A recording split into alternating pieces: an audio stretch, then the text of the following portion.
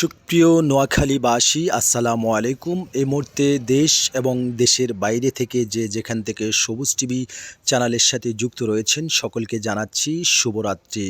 আশা করি সবাই ভালো আছেন। ভালো থাকাটাই মহান সৃষ্টিকর্তার কাছে কাম্য।